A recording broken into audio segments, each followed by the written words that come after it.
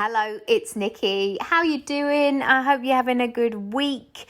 The sentence that I'm going to share with you today is simply as a reminder. It's said with lots of love. There's absolutely no judgment.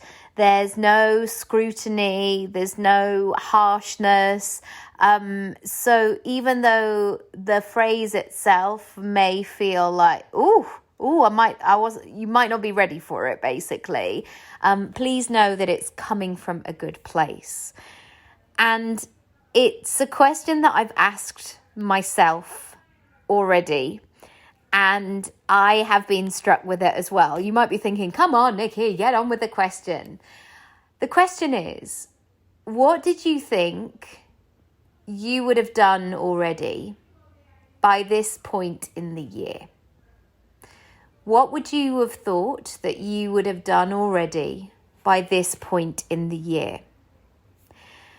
And I want you to see what comes up straight away and what comes to the surface. And firstly, I want you to look at the answer or meet the answer with no judgment, with a sense of, that's what it is. I then want you to go into the feeling state of how does that make you feel that perhaps you haven't done it? And that data, that information is going to be really helpful. And it's going to really inform where you go next. For example, there have been some things, and many things actually came up for me that I thought I would have done already or figured out. And some of them brought different answers. So some of the things that came up were, well, that was quite ambitious.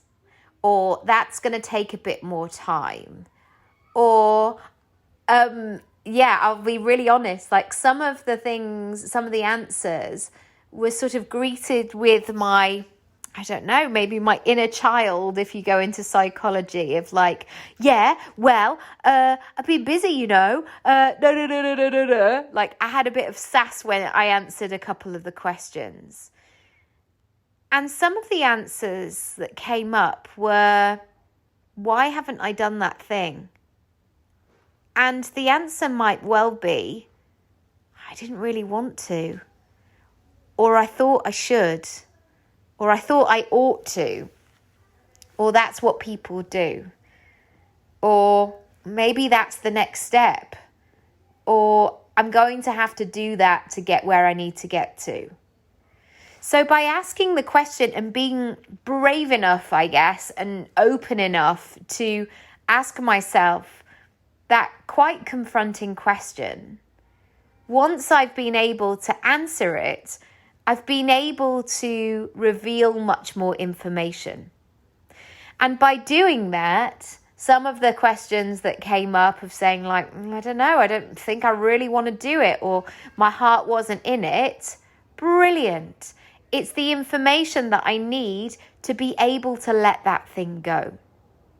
However, the things that I do want to do, the things that are maybe in my head, but they're not in my action, and things that I really want to do, it brings up some questions. And this is when your golden questions of the who, what, why, where, how, your open questions are going to really come into play here. And I want you to go a layer deeper and continue to ask yourself why. And when you get to the answer, I want you to go deeper again, pulling back the layers, almost like you're pulling back an onion, because there will always be more underneath. And often when I do this exercise for myself of asking why, it will usually get to the heart of the answer.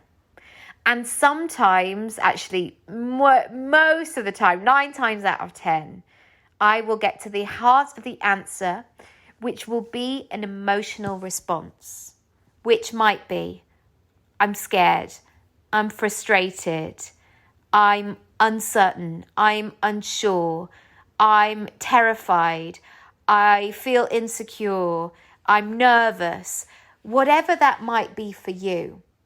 Again, it's simply an invitation to bring it to the surface.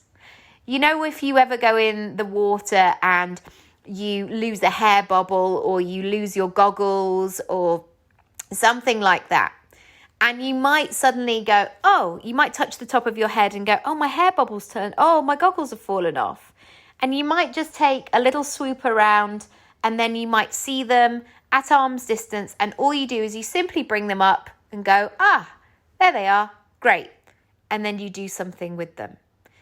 That is the response and the kindness that I would love you to have through this exercise. Because even though your default setting might be like, no, I never stick to goals, whatever your story is, we all have them in some shape or form. Whether you have that sense of like, oh, I coulda, woulda, shoulda, or I should have done this, or I'm not even going to fill your head with possibilities.